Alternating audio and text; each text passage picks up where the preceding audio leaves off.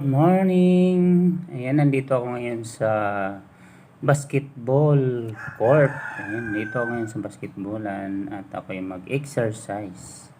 Kasi ano pa dito, 6:30 in the morning. Ayan, maglalaro lang muna ako kasi kakaunti lang yung tao dito. Meron doon sa kabila pero kaunti lang yung mga bata.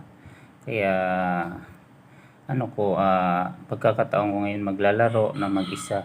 Kaya mag-exercise na lang muna ako para pang papawis at para na rin maging healthy ang ating katawan.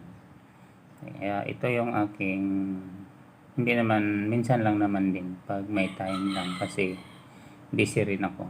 Kaya ngayon pagkakataon na kaya maglalaro ako ng basketball. Ayan, maraming salamat sa inyong laging panonood at sa mga bago, sana mag-subscribe kayo at pakipindot na rin ang tiny bell para updated kayo sa aking mga bagong video. Maraming salamat.